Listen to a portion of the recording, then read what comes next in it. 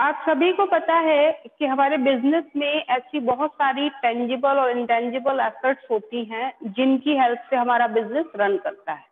Types of assets में हमने assets के टाइप पढ़े थे। कौन कौन सी एसेट्स के टाइप होते हैं, कौन कौन से होते हैं? नॉन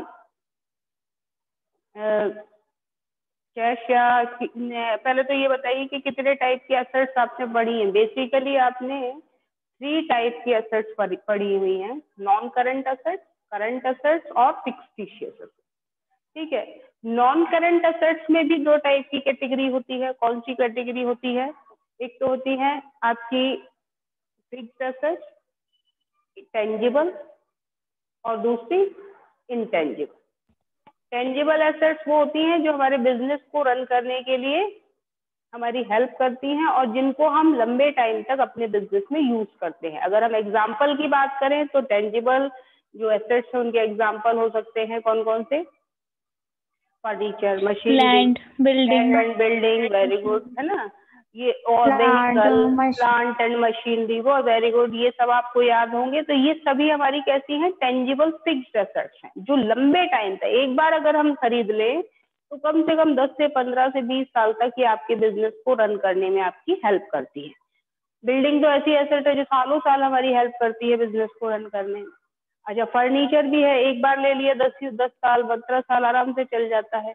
मशीनरी है, एक बार खरीद ली तो बार बार आपको हेल्प करेंगी, कम कुछ स्पेसिफिक टाइम ड्यूरेशन तक इनको आपको खरीदने की दोबारा जरूरत नहीं पड़ेगी। तो ये वो एसेट्स हैं जो एक बार लेने के बाद, हालांकि उसमें स्पेसिफिक टाइम भी बताया कि वो एसेट जिनको आप विद इन 1 ईयर कैश में कन्वर्ट ना करें, वो सभी हमारी कैसी एसेट होती हैं? नॉन करंट एसेट्स होती है। लेकिन विद इन 1 क्या, हम कई ईयर्स तक इन्हें कैश में कन्वर्ट नहीं करते क्योंकि ये आती भी बहुत महंगी है और इनको हम यूज करते हैं अपने बिजनेस को इजी वे में रन करने।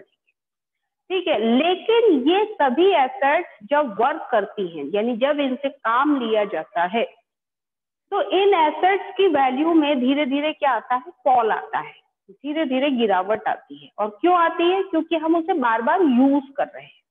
आज आप अपने घर में कोई एक साइकिल भी लेकर आए और आप उसे एक पूरे ईयर तक चलाएं, ठीक है, इस बीच में आपकी साइकिल में क्या क्या आएगी प्रॉब्लम? साइकिल में ये भी प्रॉब्लम आ सकती है कि कहीं गिर जाए, टूट फूट हो जाए, या फिर कोई और प्रॉब्लम आ सकती है कि नॉर्मल वे में भी अगर बिल्कुल भी गिरे भी ना, ठीक ठाक चलाएं, आप उसकी खूब केयर करें, तब भी जो उसकी कंडीशन डे 1 थी, डे 1 मीन जिस दिन आपने परचेज की थी एकदम न्यू, और जिस दिन जो एंड ऑफ द ईयर अगर आप उसकी कंडीशन देखोगे तो दोनों सेम होंगी या डिफरेंस होगा? दोनों में ही क्या होगा? डिफरेंस होगा। क्योंकि जब हम उसको चला रहे हैं पूरे ईयर, हमने उसको चलाया है, तो उससे क्या होगा कि उस साइकिल की कंडीशन वो नहीं रहेगी जो डे 1 जब हमने परचेज की थी उस दिन थी। रीजन क्या है? क्योंकि जब हमने उसे चलाया तो धीरे धीरे उसमें उसकी जो कंडीशन है वो खराब हो गई। अब चलाने से ही कोई भी व्हीकल हम चलाते हैं, गिरता भी है, कई बार ना भी गिरे तब भी वो सेम कंडीशन में थोड़ी ना रहेगा जैसा वो ब्रांड न्यू आया था उस कंडीशन में तो नहीं रहेगा, ये तो आपको भी पता है। ठीक है, सेम एज हमारे बिजनेस की एसेट्स भी हम क्यों खरीदते हैं? ताकि वो उनकी हेल्प से हम बिजनेस को रन कर सके। मशीनरी हम क्यों खरीदते हैं? मशीनरी हम इसलिए परचेज करते हैं ताकि मशीनरी जो है वो उसकी हेल्प से हमारा प्रोडक्शन इजीली हो सके। बिल्डिंग हमने क्यों खरीदी? ताकि उस बिल्डिंग में हमारे बिजनेस को इजीली रन किया जा सके। फर्नीचर हमने क्यों खरीदा? क्योंकि फर्नीचर की हेल्प से हम अपने ऑफिस वर्क इजीली कर सके। तो ये सभी एसेट्स जब हमारे बिजनेस में रहती हैं तो इनको यूज करने की वजह से इनकी वैल्यू में जो मोस्ट कॉमन रीजन है डेप्रिसिएशन का, वो तो है बिकॉज ऑफ यूज। लेकिन कुछ एसेट ऐसी भी होती हैं जिनकी वैल्यू में फॉल इसलिए आता है क्योंकि या तो उनका एक्सीडेंट हो जाए, जैसे व्हीकल है, आज ही नया खरीदा और 10 दिन बाद उसका एक्सीडेंट हो जाए तो उसकी वैल्यू में एकदम फॉल आ जाए। यानी आज नया का नया खरीदा था, 10 दिन बाद जैसे ही एक्सीडेंट होगा और वो डैमेज हो जाएगा, उसके बाद आप उसकी कितनी भी रिकवरी या कितना भी मेंटेनेंस चार्जेस दे दें, लेकिन वो नई वाली कंडीशन में नहीं आएगा। तो जब आप उसे अगर बेचना चाहोगे तो वो पैसा नहीं मिलेगा जो आपने फर्स्ट डे जब परचेज किया था, जितना पेमेंट किया था उतना आपको उस टाइम नहीं मिलेगा, जितना आपने एक्सीडेंट के बाद अगर सेल करना चाहो तो नहीं मिल सकता, चाहे वो 10 दिन बाद ही हुआ, क्योंकि एक्सीडेंट की वजह से उसकी वैल्यू में क्या आ गया, फॉल आ गया। कई बार जो फॉल आता है, एक तो दो रीजन हो गए फॉल आने का, एक तो रेगुलर यूज ऑफ एसेट, दूसरा एक्सीडेंट। एक्सीडेंट मीन कोई भी व्हीकल या किसी भी एसेट का डैमेज हो जाना अचानक से, तो वो एक्सीडेंटल वैल्यू, जब एक्सीडेंट जब हो जाता है तो उस एसेट की वैल्यू क्या हो जाती है, डाउन हो जाती है। ऐसे ही और फॉल कैसे हो जाता है, फॉल कैसे आता है, अगर हमने आज कोई मशीन नहीं खरीदी और 6 महीने बाद ही उससे भी ज्यादा अच्छी या नई टेक्नोलॉजी की मशीन मार्केट में आ जाए, जिससे प्रोडक्शन और बहुत तेज हो जाए और कॉस्ट भी कम हो, तो वो मशीन आपकी पुरानी जो आपने 6 महीने पहले मशीन, जब हालांकि वो ज्यादा पुरानी नहीं है, लेकिन आपने 6 मंथ पहले ही बेशक उसको परचेज किया, लेकिन आपकी उस मशीन की वैल्यू उस नई टेक्नोलॉजी की मशीन की वैल्यू से कम रहेगी। और कहीं ना कहीं बिजनेसमैन ये चाहेगा कि हम इस वाली मशीन को सेल करके उस नई टेक्नोलॉजी की मशीन को खरीदे, ताकि हमारा भी प्रोडक्शन कैसा रहे, ज्यादा से ज्यादा हो। तो ये किस वजह से हुआ, ये जो टर्म है इसे बोलते हैं बिजनेस में एब्सोलेंस, यानी किसी टेक्नोलॉजी के चेंज हो जाने की वजह से किसी एसेट की वैल्यू में जब फॉल आ जाता है तो उससे क्या बोला जाता है, एब्सोलेंस। अब अगर आप 6 महीने पुरानी मशीन को बेचेंगे तो आपको लॉस ही होगा, क्योंकि वो अब उस प्राइस में नहीं सेल होंगी जिस प्राइस में हमने खरीदी थी, वो तो पुरानी हो गई, चाहे बेशक हमने 6 महीने यूज किया। दूसरा, वो टेक्नोलॉजी भी अब मार्केट में उसकी डिमांड नहीं है, क्योंकि नई टेक्नोलॉजी की आ गई है। हम भी तो इसीलिए सेल कर रहे हैं कि उन्हें सेल करके नई टेक्नोलॉजी की खरीद ले। लेकिन जब कोई परचेज करेगा तो वो भी ये भी तो देखेगा कि हम आपसे पुरानी टेक्नोलॉजी की ले रहे हैं तो सस्ते में लेंगे, है ना। तो इसका मतलब हमारी जो मशीन है, बेशक वो हमने 3 महीने 6 महीने 1 ईयर पहले ही ली थी, लेकिन उनकी वैल्यू में फॉल क्यों आया, क्योंकि टेक्नोलॉजी चेंज हो गई, और टेक्नोलॉजी के चेंज होने की वजह से हमारी एसेट जिनके लिए हमने इतना खर्च किया था, वो अगर हम दोबारा सेल करके नई खरीदे, नई टेक्नोलॉजी वाली एसेट खरीदे, तो हमारी पुरानी एसेट उस वैल्यू पर सेल नहीं होंगी जितनी वैल्यू हमने उस पर क्या की थी, एक्सपेंड की थी। तो यहाँ पर रीजन कई सारे निकल के आए कि किसी भी एसेट की वैल्यू में फॉल क्यों आता है। किसी भी एसेट की वैल्यू में फॉल आता है उसके कंटिन्यूस यूज की वजह से, या फिर किस वजह से आता है, एक्सीडेंट की वजह से, या फिर किस वजह से आता है, एब्सोलेंस की वजह से। और कई बार रखी हुई चीज भी खराब हो जाती है। अगर आप किसी प्रोडक्ट, किसी मशीन में मैकेनिकल आइटम को लेकर आ गए और वो रखा हुआ है, उसको आप यूज नहीं कर रहे, बेशक वो नया का नया है, तो उसमें भी रखे रखे उसकी वैल्यू में फॉल आ जाता है, क्योंकि एक तो टाइम ड्यूरेशन का डिफरेंस आ जाएगा कि 1 साल पहले जो प्राइस हो सकता है 1 साल बाद वो प्राइस कम हो जाए। दूसरा, वो रखी हुई है आपके पास क्योंकि आपने ले ली, बैक डेट की जो एसेट है उसे आप बाद में सेल करेंगे तो वो प्राइस नहीं मिलेगा जो पहले था उसका। तो इस तरीके से कई बार टाइम टू टाइम कोई एसेट अगर रखी भी रहे, यूज भी ना करे, तब भी रखे रखे भी उसकी वैल्यू में क्या आ जाता है, फॉल आ जाता है।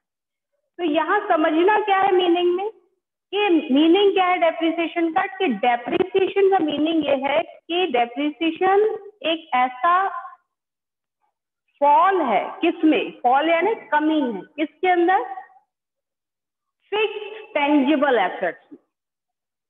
फिक्स्ड टेंजिबल एसेट का मीनिंग सभी को पता है। टेंजिबल एसेट्स कौन सी एसेट्स होती है, tangible assets are those assets which can be seen और कैन बी टच और कैन बी फील, जिनको हम देख सकते हो, छू सकते हो और फील कर सकते हो, वो सभी हमारी टेंजिबल फिक्स्ड एसेट होती है, जिनके एग्जांपल अभी अभी आप दे रहे थे और मैंने भी बताया आपको, furniture, building, machinery, land and building, computer या फिर कंप्यूटर का हार्डवेयर, नॉट सॉफ्टवेयर। सॉफ्टवेयर कैसी है, इंटेंजिबल एसेट है, ये भी ध्यान रखिएगा। इसके अलावा और भी बहुत सारी एसेट, डिपेंड करता है बिजनेस टू बिजनेस। किसी बिजनेस में व्हीकल्स हैं तो वहां उनकी एसेट व्हीकल होगी। तो बहुत सारी ऐसी टेंजिबल फिक्स्ड एसेट्स हैं जो आप यहाँ पर इंक्लूड करेंगे। तो मीनिंग में जैसे ही मैं आपको मीनिंग बताऊंगी, depreciation means fall in the value of assets, और फिर वहां पर आपको एक स्पेसिफिक वर्ड ऐड करना पड़ेगा। Which kind of asset? Tangible fixed asset. तो हम उसे भी ऐड कर लेंगे। क्या बोलेंगे? डेप्रिसिएशन इज, वेट आते हैं बच्चे, depreciation means fall in the value of fixed tangible assets due to their regular use or continuous use or accident or obsolescence or afflicts of time। ये चारों जो कॉजेज हैं, कारण हैं, जिसकी वजह से किसी भी फिक्स्ड टेंजिबल एसेट की वैल्यू में क्या आ जाता है? फॉल आ जाता है। और कौन कौन से जो रीजन है वो कौन कौन से हैं? ये फॉल किस वजह से आता है? बिकॉज ऑफ कंटिन्यूस यूज,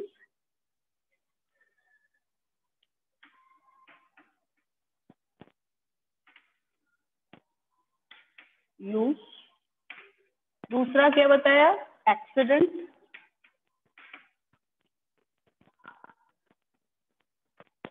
उसके बाद एब्सोलेंस, और लास्ट में अफ्लिक्ट ऑफ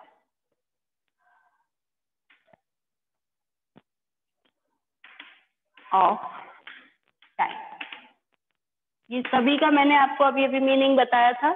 जब हम बार बार एसेट्स को यूज करते हैं यानी उनको बार बार चलाएंगे, मशीन को बार बार उनसे प्रोडक्शन होगा, फर्नीचर पर लोग आके बैठेंगे, उसको यूज करेंगे बार बार, फैन है वो बार बार चलेंगे, व्हीकल है वो भी बार बार रन करेंगे, बिल्डिंग है, बिल्डिंग में भी डैमेज आता है। ऐसा नहीं है कि वो अगर इतनी ज्यादा मजबूत है कि उसमें फॉल नहीं आता या उसमें रिपेयर्स नहीं होते। आप देखते होंगे आपके स्कूल की बिल्डिंग है, कुछ ना कुछ रिपेयरिंग होती रहती है, कभी व्हाइट वॉश हो रहा है, कभी कहीं कुछ जहाँ पर टूट फूट हो जाती है उसकी रिपेयरिंग हो रही है। मीन्स उस एसेट को हम बार बार जब यूज कर रहे हैं तो उसमें कमियां आ रही हैं, और ये कमियां किस वजह से आ रही है? कंटिन्यूस यूज की वजह से। एक्सीडेंट हो जाए, ये ज्यादातर व्हीकल्स के साथ होता है कि अचानक से एक्सीडेंट हो जाए तो वो एसेट की वैल्यू तुरंत डाउन हो जाएगी, चाहे वो नई ही क्यों ना हो। ये एसेट के साथ किसी और भी एसेट के साथ हो सकता है। मान लीजिए कोई हमारी नई मशीन आई और एकदम से उसमें कोई किसी भी टाइप का शॉर्ट सर्किट हो गया और ब्लास्ट हो जाए तो उसकी वैल्यू में क्या आ जाएगा? फॉल आ जाएगा। एब्सोलेंस का भी मैंने आपको मीनिंग बताया था कि टेक्नोलॉजी का चेंज हो जाना। टेक्नोलॉजी चेंज होने से किसी पुरानी एसेट की वैल्यू में अचानक से क्या, पुरानी टेक्नोलॉजी वाली एसेट की वैल्यू में क्या आ जाएगा? फॉल आ जाएगा। और एफ्लिक्स ऑफ टाइम, इसका मतलब होता है कि आप चाहे यूज करें ना करें, किसी भी एसेट की वैल्यू में रखे रखे भी फॉल आ जाता है। उसकी वैल्यू मार्केट में वो नहीं होगी जिस वैल्यू पर आपने उसे खरीदा है, और चाहे उसे आप 2 साल या 1 साल बाद बिना यूज किए भी बेचेंगे तो आपको वो पैसा नहीं मिलेगा जितना आपने खर्च किया था उसे खरीदने में। क्योंकि वो सेकेंड हैंड वाला वर्ड आता है ना जो हम सुनते हैं कि अब वो खरीदने के बाद सेकेंड हैंड हो ही गई है, रखी हुई है, टेक्नोलॉजी बदली होगी, रखी हुई है, वो रखे रखे उसके जो पार्ट्स है वो हो सकता है खराब हो गए हो, इसलिए कोई भी उसे उस वैल्यू पर नहीं खरीदेगा जितनी वैल्यू हमने उसे लेने में खर्च की थी। तो ये बहुत सारे रीजन है जिनकी वजह से किसी भी एसेट की वैल्यू, लेकिन यहाँ ध्यान रखिएगा एसेट से मीन कौन सी एसेट की वैल्यू में? टेंजिबल फिक्स्ड एसेट की वैल्यू में क्या आता है? फॉल आता है।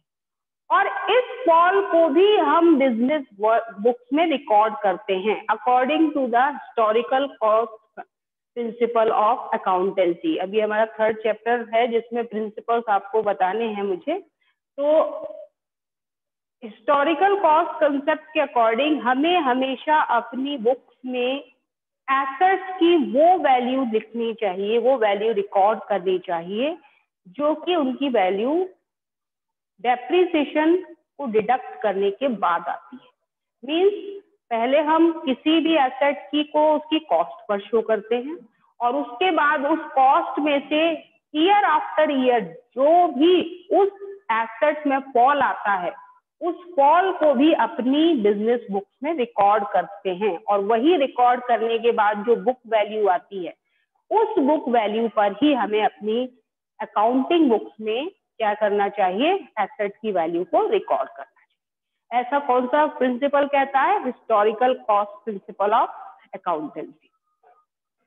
तो एसेट बहुत सारी होती हैं और उनको यूज करते रहते हैं, क्योंकि हम बिजनेस में हम खरीदते ही उन्हें इसलिए हैं ताकि हम उन्हें ज्यादा से ज्यादा यूज करें। तो इसलिए इन एसेट्स की वैल्यू में लगातार क्या आता है? फॉल आता है, और इस फॉल को भी हम अपनी बिजनेस बुक्स में किस नाम से रिकॉर्ड करते हैं? डेप्रिसिएशन के नाम से। इस डेप्रिसिएशन को हम अपने प्रॉफिट में से कम करते रहते हैं, और ध्यान रखिएगा कि डेप्रिसिएशन सिर्फ एसेट्स पर चार्ज किया जाता है, इसका किसी को पेमेंट नहीं किया जाता। क्योंकि हमारी ही एसेट्स में फॉल आ रहा है तो हम इसे देख तो रहेंगे, धीरे धीरे ये क्या हो रही है? कम हो रही है इसकी वैल्यू, लेकिन इसका पेमेंट हम किसी को नहीं करते। उस डेप्रिसिएशन के नाम से अपने पास थोड़ा थोड़ा पैसा सेव करते हैं, ताकि जब ये मशीन या ये टेंजिबल एसेट, कोई भी पर्टिकुलर टेंजिबल एसेट एक स्पेसिफिक टाइम के बाद हमारे बिजनेस में क्या हो जाएगी? टोटली बेकार हो जाएगी, यूजलेस हो जाएगी, तब हमें इसको क्या करना पड़ेगा? रिप्लेस करना पड़ेगा। और जब रिप्लेस करना पड़ेगा उस टाइम हमारे पास कुछ अमाउंट ऐसा होना चाहिए जिससे हम इजीली उस एसेट को क्या कर सके? रिप्लेस कर सके। तो डेप्रिसिएशन के नाम से हम हर साल अपने प्रॉफिट में से थोड़ा थोड़ा पैसा अलग करते जाते हैं उन एसेट्स को क्या करने के लिए? रिप्लेस करने के लिए। फॉर एग्जाम्पल समझाती हूँ। मान लीजिए किसी फर्नीचर की वैल्यू 10,000 रुपीज, ठीक है, और ये मान लिया कि हर साल उसकी वैल्यू में 10% का क्या आता है? फॉल आता है। फॉल यानी कमी हो जाती है, यानी 10% वो हर साल घिस जाता है यूज करने की वजह से, ठीक। तो ये जो 10% की जो फॉल है, यही क्या है? डेप्रिसिएशन के नाम से हम बिजनेस बुक्स में रिकॉर्ड करें। और हमने ये मान लिया कि ये जो हमारा फर्नीचर है 10 इयर्स तक क्या करेगा? हमें बिजनेस में रन करने में हेल्प करेगा। 10 साल के बाद ये इतना बेकार हो जाएगा, इसकी कंडीशन इतनी खराब हो जाएगी कि अगर हम इसे सेल भी करेंगे तो इससे हमें ज्यादा कुछ नहीं मिलेगा, हो सकता है कुछ भी ना मिले, हो सकता है कोई अमाउंट थोड़ा बहुत उसकी रेसिडुअल वैल्यू या स्क्रैप वैल्यू में मिल जाए, ठीक है। दैट मीन्स 10 साल बाद ये पूरा का पूरा डैमेज हो जाएगा और इसको हमें रिप्लेस करना ही करना पड़ेगा, यानी इसकी जगह दूसरा फर्नीचर खरीदना पड़ेगा। तो ये जो 10% हमने जो इसकी fall in the value find out किया है, ये भी कुछ लॉजिक्स के बेस पर ही क्या किए जाते हैं? एस्टिमेट किए जाते हैं कि अमूमन कितना फॉल किसी एसेट में आ सकता है। तो डिपेंड करता है एसेट टू एसेट। तो 10% पर ईयर का मतलब क्या हुआ कि हर साल उसकी वैल्यू में कितना फॉल आ रहा है? 1,000 रुपीज पर ईयर। 10,000 का 10% कितना हुआ? 1,000। तो पहले साल के एंड में उस एसेट की, उस फर्नीचर की वैल्यू कितनी रह जाएगी?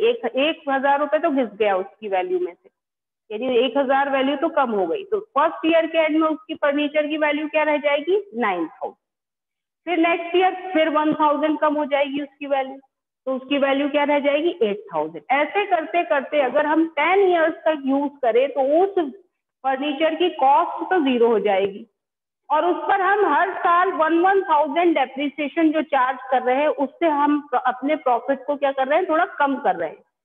ऐसा हम इसलिए कर रहे हैं क्योंकि हमें 10 इयर्स के बाद उस फर्नीचर को रिप्लेस करना है। तो हमारे डेप्रिसिएशन अकाउंट में तो पूरे 10,000 रुपीज आ जाएंगे। क्लियर? इकट्ठा हमने कर लिया, 1,000 रुपए हमने अपने ही बिजनेस के प्रॉफिट से निकाल करके किस नाम से सेव कर लिए? डेप्रिसिएशन के नाम से। तो हमारे डेप्रिसिएशन अकाउंट में तो टोटल कितना अमाउंट 10 इयर्स के बाद आ जाएगा? पूरा 10,000। और हमारी मशीन का या फर्नीचर की वैल्यू क्या हो जाएगी? जीरो हो जाएगी। अब उस 10,000 का जो डेप्रिसिएशन अमाउंट कलेक्ट किया है हमने प्रॉफिट में से कम कर करके, उसका हम यूज कहाँ कहाँ कर सकते हैं? अब हम 10 साल बाद फर्नीचर बदलेंगे ना, तो जब बदलेंगे उस टाइम हम उस 10,000 के अमाउंट को क्या करेंगे? यूज करेंगे। तो उससे क्या फायदा होगा? फायदा ये होगा कि हमें एक साथ इतनी ज्यादा मोटी रकम का अरेंजमेंट नहीं करना पड़ेगा। ये तो एक छोटा एग्जांपल दिया मैंने आपको। अदरवाइज बिजनेस की जो एसेट्स होती हैं लाखों करोड़ों में आती हैं, और उनके लिए इसी तरीके से मनी अरेंजमेंट डेप्रिसिएशन के नाम से किया जाए। तो एक तो हमें एक साथ मनी की जो रिक्वायरमेंट होगी, अब आप ये कहेंगे कि क्या 10 साल बाद भी उस फर्नीचर की 10,000 ही कीमत होगी या उस टाइप के फर्नीचर की? तो बिल्कुल भी नहीं। 10 साल बाद तो टेक्नोलॉजी बदल गई होगी। जो 10 साल पहले जिस टाइप के सोफे आते थे वो आज के टाइम में नहीं आते, अब नए तरीके के आते, तो उनकी फैशन भी चेंज हो गया है, ठीक है, और उनके प्राइसेस भी बदल जाएंगे। बट एटलीस्ट कुछ अमाउंट तो हमने उसके नाम से अपने प्रॉफिट में से हर साल सेव किया था, किसके नाम से? डेप्रिसिएशन के नाम, जिसको हम उस एसेट को रिप्लेस करने के लिए क्या कर लेंगे? यूज कर लेंगे। प्लस उसमें वो अमाउंट और ऐड कर देंगे जितना हमें एक्सेस मनी की ज्यादा जरूरत पड़ेगी।